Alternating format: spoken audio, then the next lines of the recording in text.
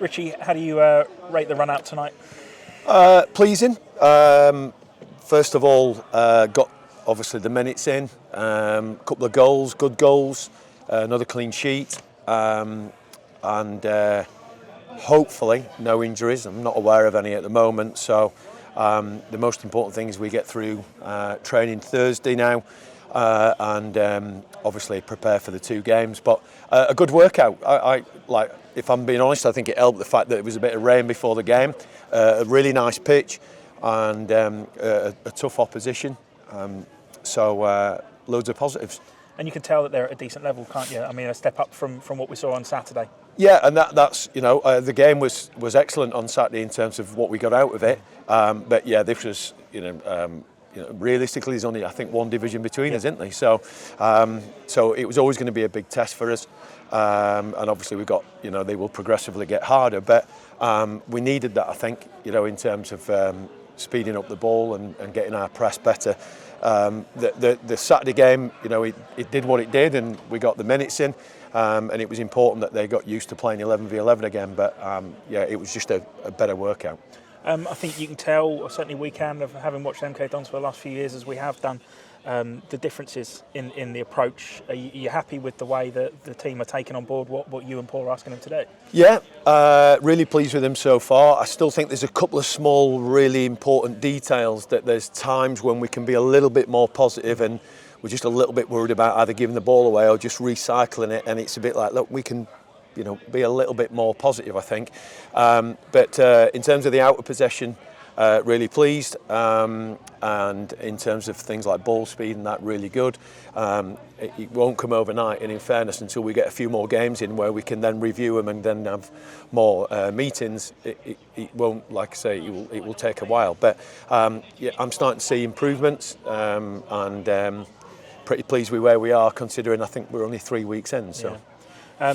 With being able to play effectively two different teams, you guys are casting your eye over 22 different players, and it's good to be able to still draw your conclusions at this point, isn't it? Yeah, and we say to them all the time now that, look, there's loads of different reasons for these games. It's about building up minutes. It's about having a relationship with a person alongside you that you might not play with again till September or whatever it is.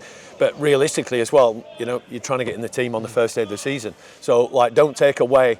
There's loads of team ethic things, and there's loads of things that we're wanting to take on board tactically, but don't take away from the fact that it's your chance to get in the team. And at this current time, they've all got an opportunity of playing on the first day of the season. So if that was me in there, I'd be thinking, right, I want to play, because if I get my shirt, then I don't want to give it away. So there's always an individual element to making sure that everybody knows their role and responsibility, but realistically it's about getting yourself in the team. And I mean, that showed from Aaron Collins right at the end there. I mean, in fact, everybody was really pushing right to that final whistle, and that goal was as a result of that. Yeah, and I think it's important when, as we had at the weekend, that if you're the team that comes on for half an hour, get something out of it. Yeah. Don't just turn up and think, right, I'm just going to play for half an hour, and get something out of it. And we always say to the ones who are coming on for the last half an hour, look, speed the game up. You've only got half an hour to run around. And in fairness, the ball wasn't in play very much in the last half an hour, and the ref was pretty desperate to blow the whistle on the 90th minute. So, don't leave anything out there. It's a training session, really. So, but in fairness to the lads, it's always difficult. All 11 of you come on, and you're all a bit new to the game.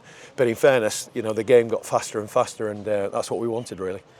Quick shout out to Simone Tross, who put in that ball for the opener. He had a lively hour, I thought. Yeah, well, in fairness to him, we drafted him in the other day when Loz felt his hamstring, and we said to him, look, mate, you're going to have to play right back. Yep, no problem. Yeah, I'll play right back. As an attitude, he's fantastic.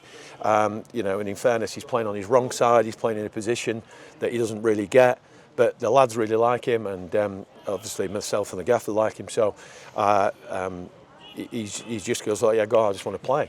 So what a good position to be as an 18, 19-year-old kid to come and play with these players on a regular basis.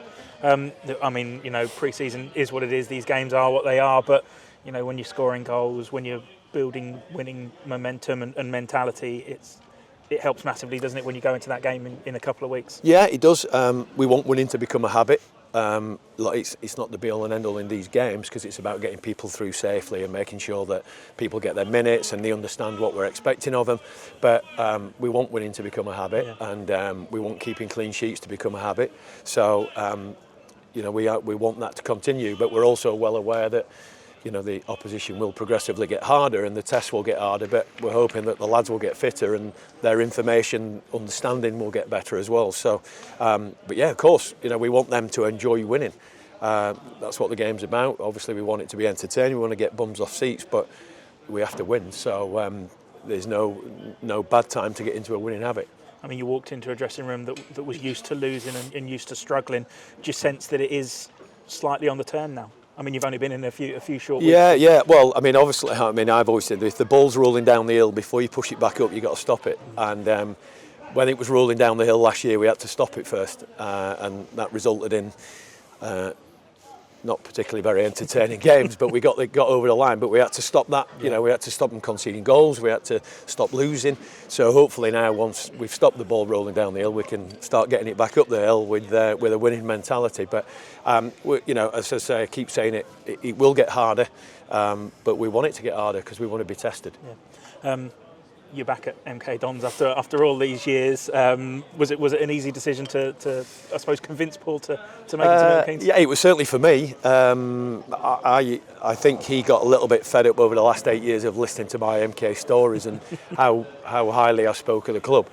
And, that's some good stories, though, to be fair. Yeah. And I'm not a great storyteller, but we had an amazing 2.5 years here. I loved it, and it was no secret that it was one of the clubs that I'd always wanted to come back and work at, and I always thought, if there was a chance, but I weren't sure, the longer you're not at a club, then people start to forget the previous history. And, we've ended up with, plenty of managers over the last few years who've also been successful, and new owners. And then you think, well, maybe, the opportunity's passed by. But sometimes things happen for a reason. And obviously, there's been a lot of changes over the last 6 months, 8 months. And, when Paul had the conversation, it was a no-brainer for me.